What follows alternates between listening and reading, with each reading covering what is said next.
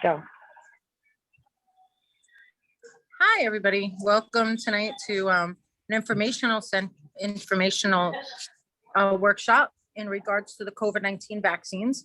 Tonight we have with us Janzen Karol Perez. They are currently medical students at, I want to say, Einstein. Albert Einstein. Yeah, Einstein. Mm-hmm. Albert Einstein. And they will be answering questions and presenting their information to help you make good decisions. Take it away, guys. Thank you. Welcome. Thanks so much for the introduction. My name's Alex. Like Krista said, I'm a first-year medical student here at Einstein. And I'm Carol, and I'm a fourth year now medical student at Albert Einstein. And we're both really excited to be here today talking about the COVID vaccine. So I'm just going to share my screen to load the presentation and get started. All right, so COVID-19 vaccination. Why is vaccination important? So COVID is still a big risk. About 500 people are diagnosed with COVID in New York City daily. So while it's not the astronomical numbers that we were seeing in the winter and last year, that's a lot of people. And as we know, the symptoms of COVID can be quite serious. Another reason to get vaccinated, though, and kind of an incentive, is that the CDC recently stated that fully vaccinated people are now free to more or less resume activities that they were doing last year before the pandemic. So that means walking around outside without a mask, gathering around other people who have been vaccinated without a mask as well. So their vaccination is really great. And hopefully the more people that get vaccinated, the more we can get back to our regular lives. And here is just a chart of the percentages of positive cases of COVID. As you can see in the wintertime, they really spiked. And then now they're dropping. And that could be due to multiple things. Hopefully, a big part of this drop in vaccination and COVID rates is due to the vaccinations, but also with warmer weather and people being able to do more activities outside, that could be a part as well. And then here is just a percentage of who has been vaccinated in the entire country. So in the entirety of the US, 38% of the population has been fully vaccinated. And 48% has been given at least one dose of the 2-dose vaccines. So how do we in New York compare to the rest of the country? So in New York, 39% of in New York City of the population has been fully vaccinated. And then here you can see breakdowns by boroughs. So Manhattan has the highest numbers of vaccinations of fully vaccinated individuals with 51%. And then one really important reason for members in the Bronx to be vaccinated is that we currently have the lowest rates in the 5 boroughs. So the more that people are vaccinated, the more that we can increase protection for all, and this concept called herd immunity. So the actual goals of vaccines are to protect individual people against infection. It might not prevent infection, but it should prevent against the disease. So that's the main goal. But then there's something else called herd immunity. And the idea of this is that if enough people get vaccinated, then someone who isn't vaccinated will still be protected by everyone else who is. So if you look at this little chart, you see someone has been infected with something and spreads it to someone else. With herd immunity, someone who's infected, if they interact with someone who's immunized, they won't spread that, and that'll prevent someone who's not vaccinated from getting the virus. But herd immunity takes a lot of people to be vaccinated. It's usually only reached when about 90% of the population is vaccinated. And as we mentioned before, in New York City, 39% of the total population has been vaccinated, and in the Bronx, it's only 31. So we still have a really long way to go before we can get to that goal of herd immunity. So now we're just going to watch a very short video that goes into more detail about how vaccines work. To understand how vaccines work, it helps to look first at how Can the y'all hear? immune system works, because vaccines harness the natural activity of your immune system. There are about Yes. 100 billion bacteria and viruses on your body. Not all of them cause disease, but some are able to get inside our bodies to multiply, and this can make us ill. There are barriers to stop this happening, but suppose some disease-causing bacteria do get through. Your immune system is quick to recognize them as invaders. This is because the proteins or sugars on the bacteria's surface have different shapes to any of the ones in a human body. They trigger a complex chain of events involving many different types of white blood cells working together. One type of white blood cell is able to make antibodies to fight the invaders. Antibodies can stick to the proteins or sugars on the bacteria's surface, and this kills the bacteria or disables them. However, not all antibodies will work against these bacteria. They have to be exactly the right shape, a bit like a key fitting a lock. Our bodies have a library of billions of white blood cells, each of which can make just one shape of antibody. Only a few of these antibodies will match the invading bacteria. Producing antibodies of the right shape can take several days. By this time, there could be billions of disease-causing bacteria in your body. Once the right cells are activated, they quickly divide and turn into production, making masses of antibodies that stick to the bacteria. Eventually, your body gets rid of all the bacteria and you recover. Antibodies remain in the blood, and some white blood cells may also become memory cells. If those specific bacteria invade the body again, the immune system will respond so quickly that you won't get ill. Vaccines work in the same way. They contain weakened or dead bacteria or viruses, or even just a few proteins or sugars from the surface. This is enough to convince the immune system that a real invader has got in. The same process takes place as when real bacteria or viruses invade our bodies, except you don't get ill. Afterwards, if your body ever meets the real thing, your immune system will remember it and get rid of it before you even know it's there.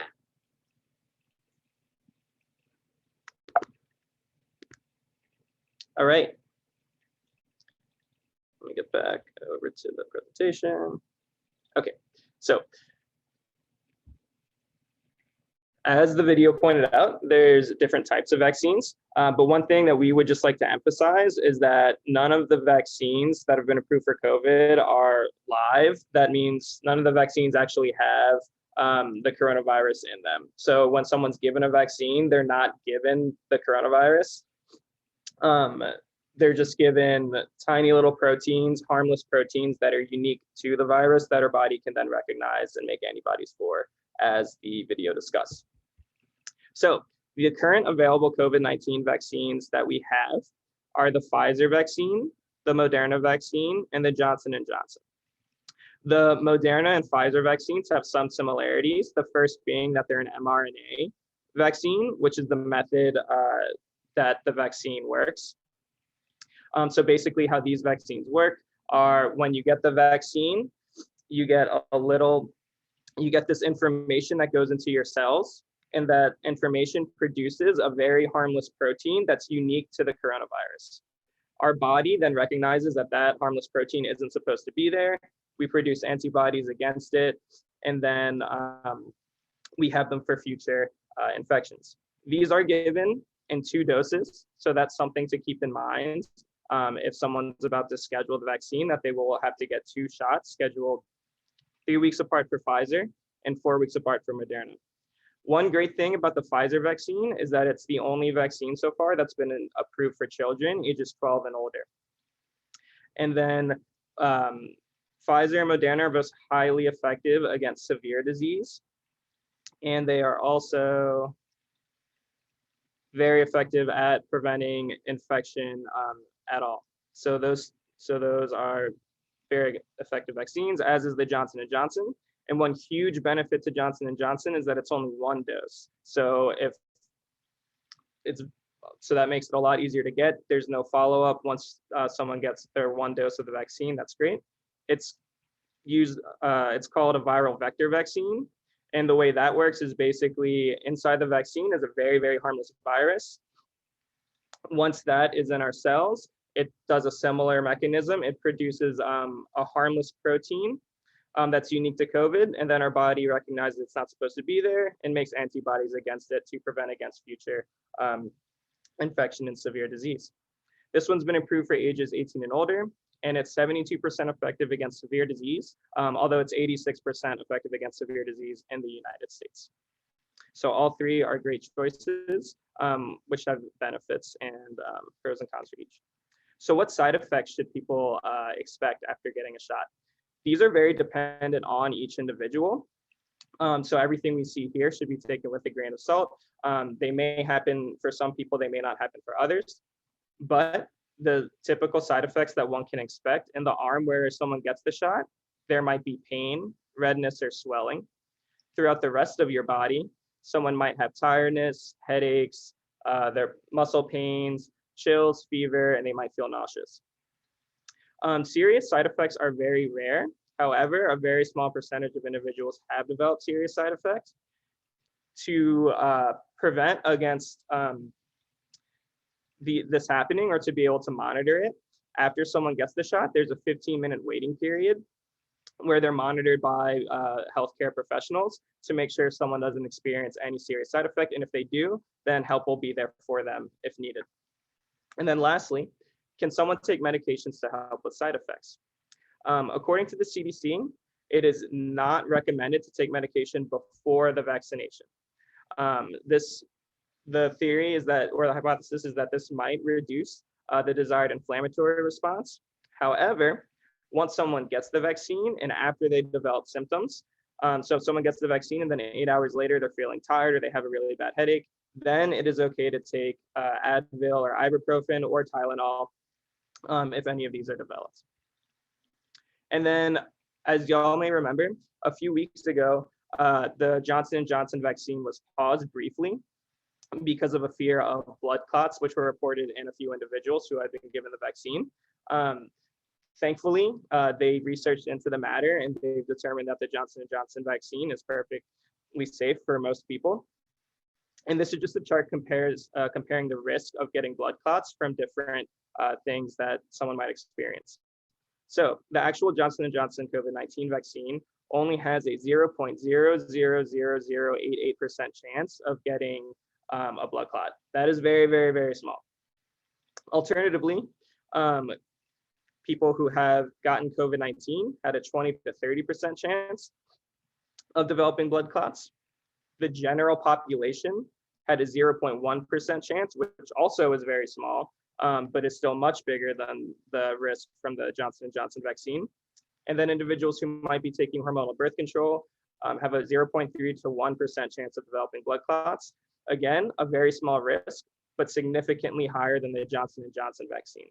So if anyone did have concerns about this, this is just a statistic showing that the chances of developing blood clots from that vaccine are very, very slim. And now I'm going to hand things over to Carol. Thank you. So give me 1 second. Okay, so I'm going to speak about the common myths and common questions that we get about the vaccine. So the first one, I'll just go in order of the list. The first one says, can the COVID-19 vaccine make me sick with COVID? And as Alex had mentioned prior, the COVID vaccine is not a live vaccine, and neither one of the three that are approved right now for administration are live vaccines, which means they do not have the vaccine inside of them, the virus inside of them, which means they cannot replicate, and that virus cannot suddenly become alive inside of your body. So the short and sweet answer is no, it cannot make you sick. It can make you feel symptoms, as was previously mentioned. It can make you feel a little bit sick. It can make you have a fever or chills or a headache, but it will not produce an actual COVID-19 infection or disease. The second one says, after getting a COVID-19 vaccine, will I test positive for COVID-19 on a viral test? And again, similar to the previous answer, if the virus is not inside of you, you will not test positive on a viral test. So the third one says, if I have already had COVID-19 and recovered, do I still need to get vaccinated with the COVID-19 vaccine? And as of right now, the recommendation is that all individuals, regardless of previous infection with COVID-19, should be vaccinated. This is because vaccines usually help our bodies do something that our bodies already do, but help it do it stronger.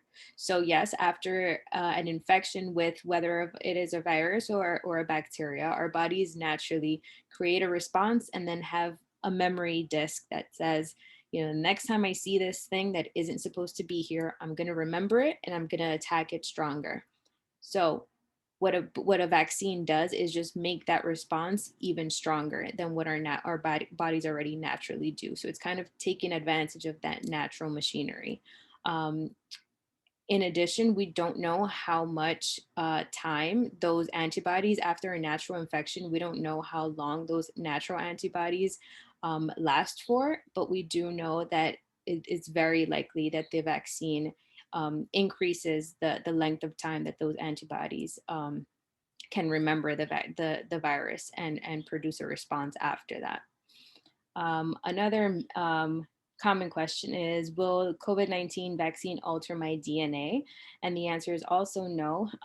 Alex had previously mentioned the different methods of the vaccines, and most of these, or all three of them, include a protein, a piece of the virus, and a protein that goes into our cells and that uses our cell machinery to make more of that protein. But it does not go into our DNA because protein is not part of our DNA anyway. And the machinery does not go in the reverse, it goes forward. Another common myth is it safe for me to get a COVID-19 vaccine if I want to have a baby one day? And as of now, there are no indications that the vaccine is unsafe in someone who is either currently bearing a child, so currently pregnant, or in anyone that hopes to be pregnant one day.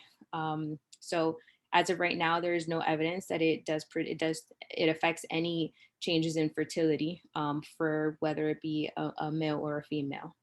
So it is recommended and it is safe in someone who hopes to have a child one day.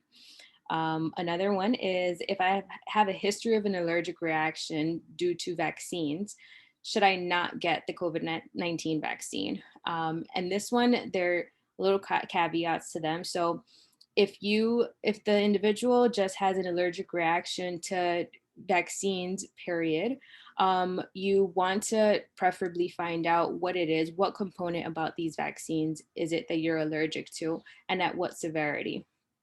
So we always recommend anyone who has had a previous allergic reaction to a vaccine specifically to definitely speak to their primary care providers, especially if they've had an anaphylactic attack, which means, you know, when you have difficulty breathing, your tongue swells, you have lip swelling. Those are more severe instances where we would, you know, caution you to get the vaccine and maybe look more closely at the ingredients in the vaccine. But if you just have an allergy to any food, let's say nuts or seasonal allergies, or to dogs or cats, that's not a contraindication to getting the vaccine, which means it is safe for you to get the vaccine if you have allergies to anything other than ingredients in vaccines. And then the last thing we have here is, will I or my medical insurance be charged for the vaccine? And the answer is no. Throughout the entire United States, the vaccine is being offered free of charge, and your insurance should not get involved at all. There isn't even a need to provide proof of medical insurance because it is free. Okay, so who is eligible? So everyone in the United States, but here we'll speak about New York. So New York residents, anyone 12 years old and above is eligible for the vaccine. As Alex mentioned prior, the only caveat to that is that ages 12 to 16 can only get the Pfizer vaccine. And I'm speaking specifically about children. Those 16 and above can get the Moderna vaccine. The Johnson & Johnson is really just for adults 18 years and older. So if you have a child that's 13 years old, the Pfizer vaccine is your only option. If you have a child that's 16 years old, then they can get either the Moderna or the Pfizer vaccine. And then sorry, can you just go back, Alex? All incarcerated individuals are also eligible for the vaccine. And as these studies continue to be carried out and to test the safety and efficacy of these vaccines in children younger than 12 years old, the sites as this one that we are showing here, a New York City .gov site, will be updated for eligibility as to who can get it. So we encourage everyone to continue looking at those sites for those new eligibilities, especially for children.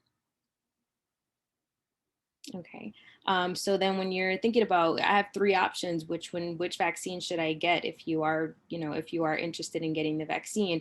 And we like to encourage you to get whichever one is available to you.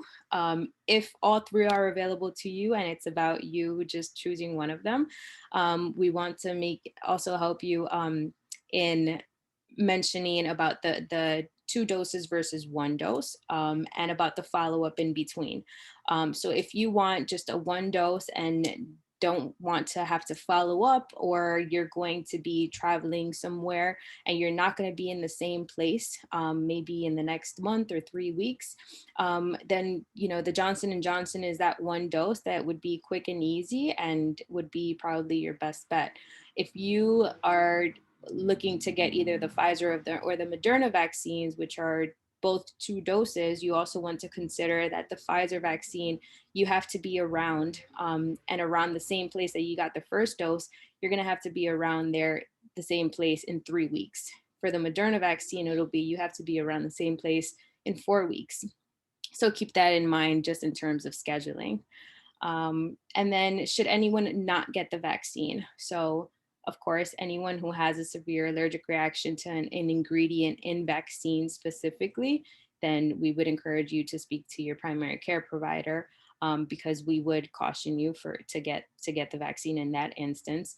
But aside from severe allergic reactions to vaccine ingredients, there are no other contraindications or no other reason to not get it unless you're younger than 12 years old, of course. Okay, so let's say you decided to get the vaccine, and you want to see where it is that you can do this. So we have 4 options that we have on our slides. The first one is to the Vaccine Finder website, where you can type your zip code and it'll give you all of the available appointments to get your vaccine. You can also call the number provided here, and I'll read it out loud just in case anyone is just joining over phone. The number is 877-829-4692, and you can call and also have an appointment set up for you.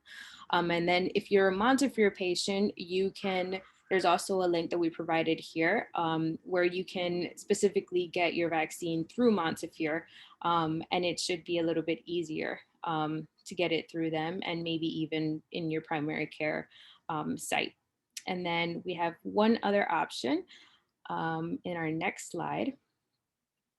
So if you have any issues, either going onto the website or calling these numbers and would like assistance, Jessica Toro from the NIDC has thankfully offered her help.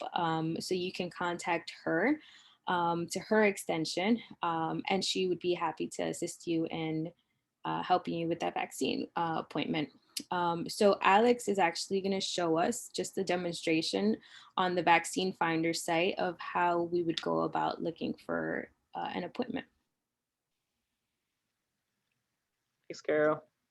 So as Carol mentioned, you can log on to the New York City Vaccine Finder site, which is vaccinefinder.newyorkcity.gov. When you are on this website, at the top, you can type in any zip code. So we can type in the one where Carol and I are in Morris Park in the Bronx, which is 10461. When you hit enter, on the left-hand side of the screen, you see the location, the name of the location, where it is. So the first one that popped up is Walgreens on Crosby Avenue in the Bronx, and then which vaccine is offered. So this Walgreens offers Moderna. But let's say I have a 13-year-old and I would like to get them vaccinated. That won't work, right? So I can scroll down until I find one with Pfizer. So there's a CVS on Bruckner Boulevard that has the Pfizer vaccine available and first dose appointments.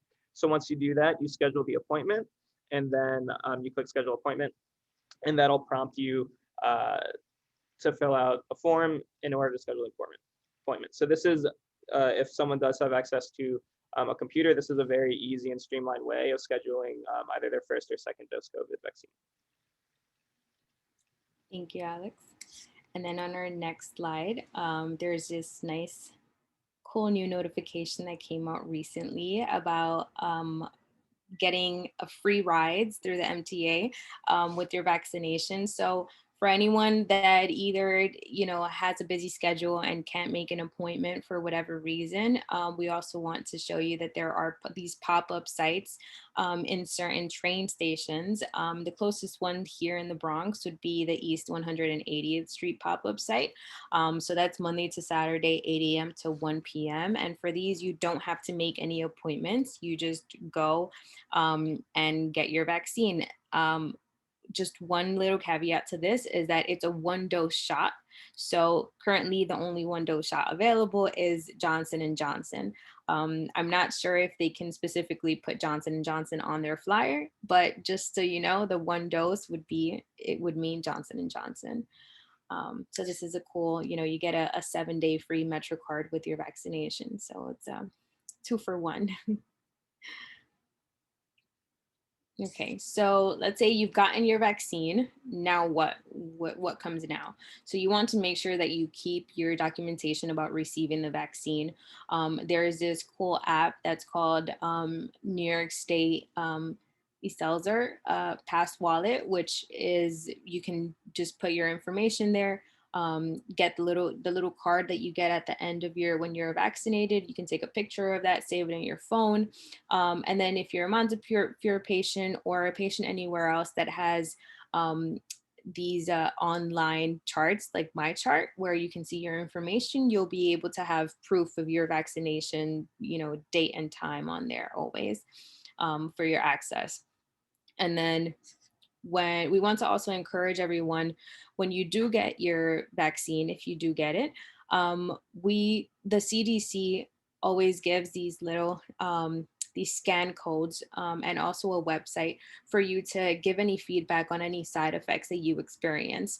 And this is really important in, a lot of us have questions, right, about, there are a lot of unknowns about what happens after, right? As of now, there are no major side effects that have been reported, but it's important to continue reporting anything that you feel so that we know if there is anything new that should be investigated.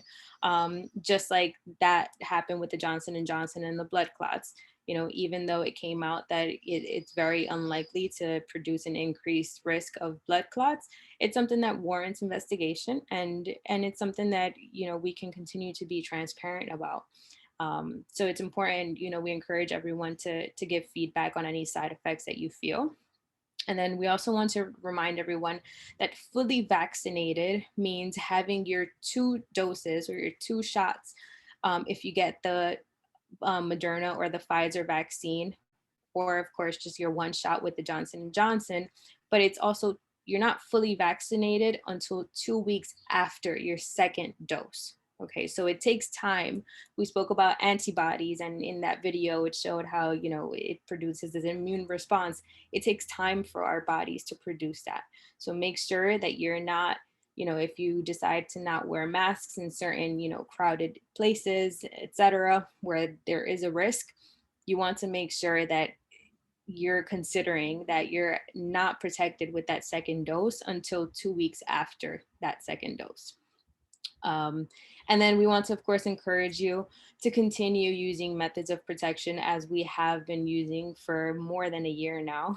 So your masks, your hand washing, social distancing in certain areas. We know that first the CDC and now Cuomo has said, in certain situations, in certain settings, indoor masks don't have to be used anymore.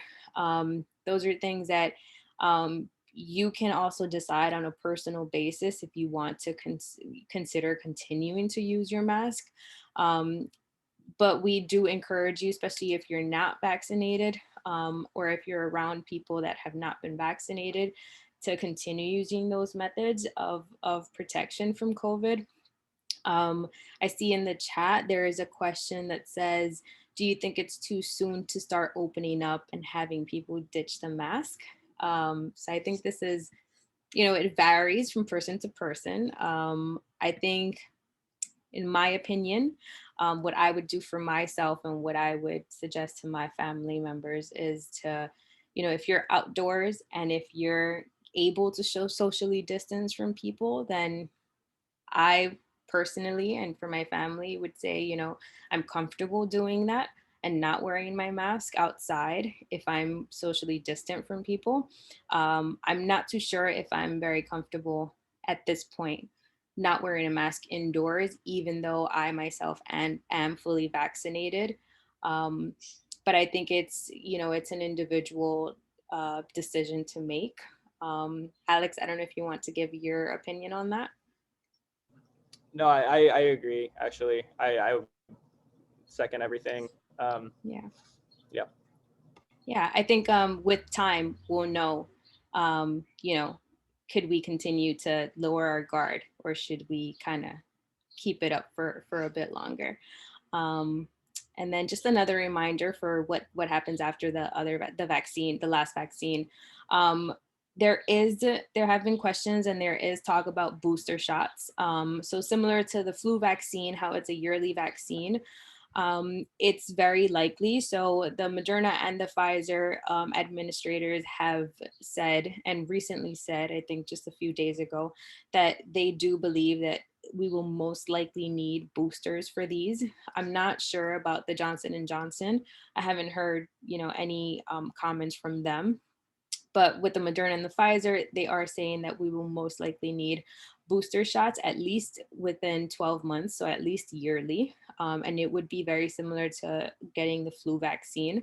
The only thing is, we do want to mention that although the flu we know is seasonal, so usually September, October, we start saying, it's flu season, it's time for you to get your flu vaccine.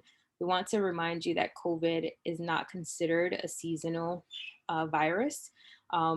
We're seeing cases even now, even though they do start to decrease. We've seen last year and this year that they decreased slightly in the summer.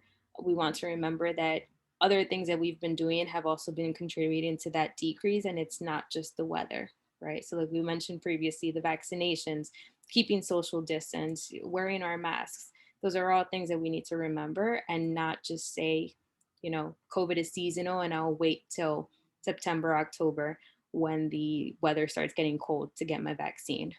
I think it's definitely important if you're considering getting the vaccine to get it as soon as possible. And we will know more about the booster vaccines in the next 1 to 2 months, as per the administrators of Pfizer, about specifics about these booster shots. So right now, it's a most likely.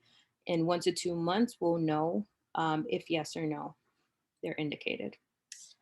So right now, we would like to open it up to questions.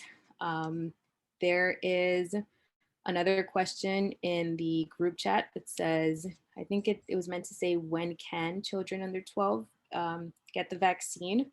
So as of now, there are ongoing studies, and the studies are mostly to look at the doses in these vaccines. There is a lot of information that allows us to safely predict that these vaccines are going to be safe in children as well, but it's mostly about the dose. Usually children need a smaller dose to produce a similar response, similar immune response. So, but always, it's, even though we say it's not approved under 12 years old, we're not saying that because we think it's unsafe in that population or in those ages.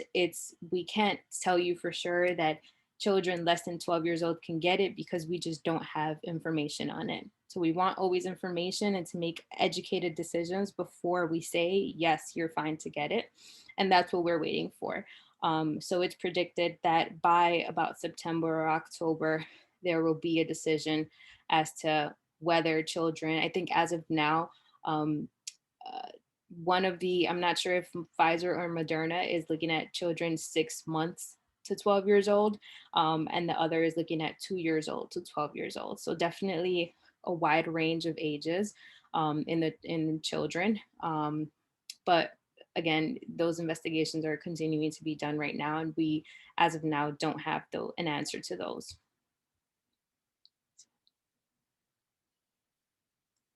Let's see. Another question says, are all vaccines FDA approved, or are they still under emergency approval? I'm honestly not sure about that. Alex, I don't know if you would have I an answer think to they're that. still under emergency approval, and that they just expanded the emergency approval to 12 to 15-year-olds. But again, here, let me see if I can.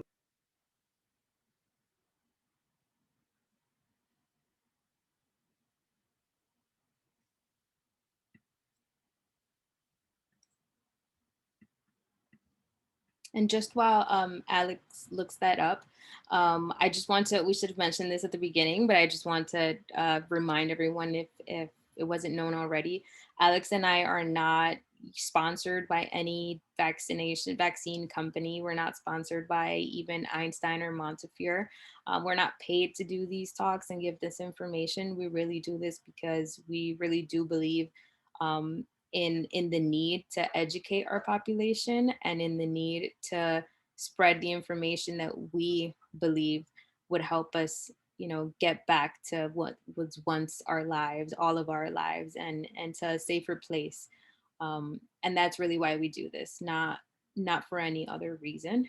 So the information that we give here is, information that we feel is essential for making good decisions for both yourself and your family, and things that we support, um, and that we would do for ourselves.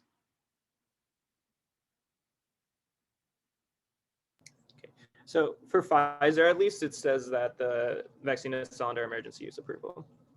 That was a really good question. Okay. So the next question is, at what point is it determined that there are absolutely no long-term effects? That's also a very great question. I don't have too much insight onto this. Carol, do you? I think the answer to this is just with time, right? We don't, Yeah. Unfortunately, if we could predict the future and we can see, hey, 10 years from now, this happened, let's, do something now, that would be amazing. But I think only time will tell. So the first vaccine started coming out at the end of December, approved for the population. And always a population, a wide, really, when it comes to millions of people in the population, that gives you most information about, what happens even at lower, percentiles. But we're barely going to hit a year now in December, right? We're not even at a year. So I think when we hit the year, there's definitely going to be more information about this, and many more studies are going to come out. But whether, let's say in 10 years, we find out that something happens, that's just something that it's impossible to have that information now, and that we won't have it until that time comes, unfortunately. Next question is, has there been talk about the vaccines being mandated, especially for children? I'm not sure about mandated by governments, but I know that private organizations can require their employees, or for private schools to require their employees, and once children are eligible to be vaccinated, they could expand that to students as well to be vaccinated. In New York State, I know that certain vaccines are required and there are no exemptions for them for children. I'm not sure, as it becomes eligible, if COVID vaccine will be lumped into that group with like measles, mumps, rubella, all of those vaccines. Mm-hmm. But mandated specifically by the government, I don't know if that has been discussed. Mm-hmm. I agree. I think it all depends on when this is approved and if it coincides with, the school year starting and things like that. So it's a lot of a waiting game of what happens first. But as Alex mentioned, something like the MMR, right? Like the measles, mumps, rubella vaccine, that's a vaccine that we believe everyone should have, right? Because things like measles, they're very severe viruses and can cause very severe illnesses and long-term effects in children. So that's kind of one that like we don't play with, right?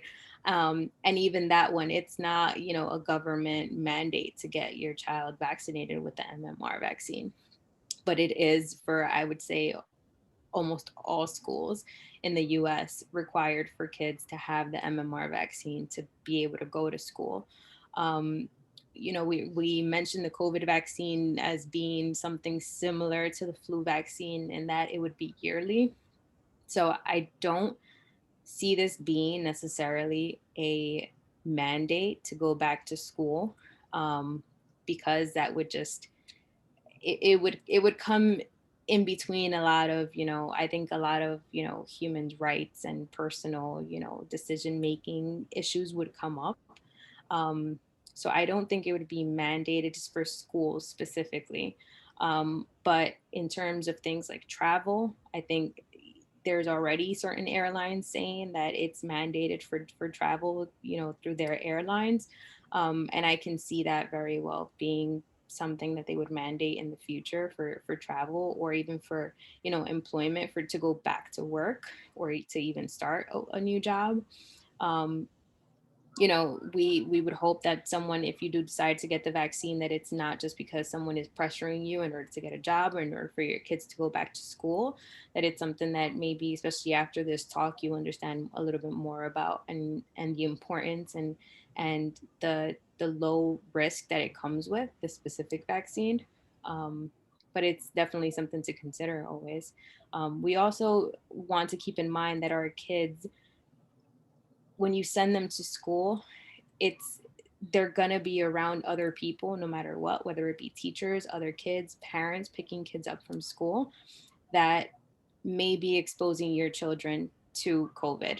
And maybe you're, you know, very disease, COVID disease, or illness in children is very low risk, but it's also about where your child is going, right? Is your child going back home to where your family is, to maybe where they're older adults? It's also about your child potentially spreading a virus that may not affect them, may not affect you, but may affect others. So that's another thing to consider.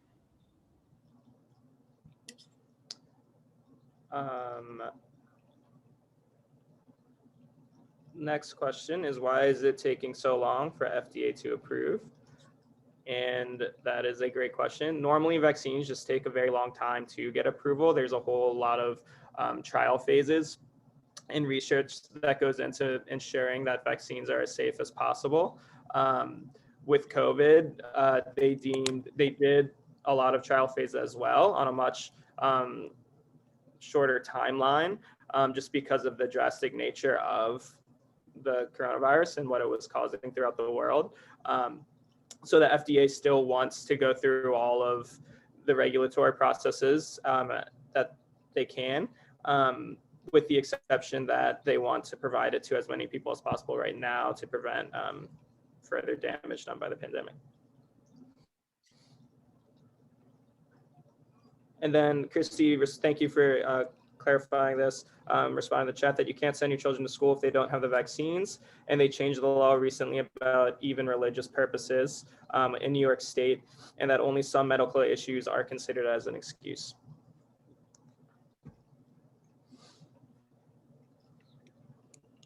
And if there are any other questions, we're happy to answer them.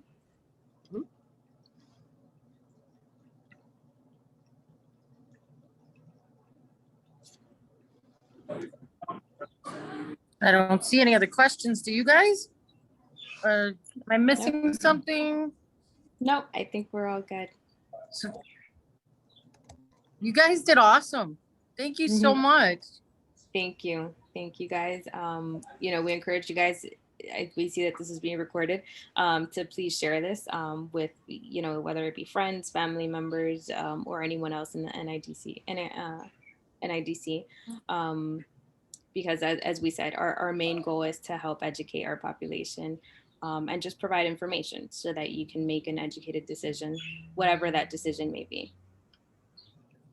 Are you guys okay with us as individuals posting this video on our social media platforms? Yeah, I think that would be okay. Alex? That's totally okay. Okay. I just wanted to, because you guys, your faces are kind of like there. Yeah. No worries. I just want Thank to you for asking. correct one thing that I had mentioned before. I think I had mentioned that the Moderna could be 16 and above. It's 18 and above. It's just the Pfizer that's you can go lower than 18 years. Okay. Thanks so much, guys. Thank you so much. Thank you all so Have a much. great day. Really appreciate it. Have a good one. Thank you. You too. Bye, everybody. Bye, y'all.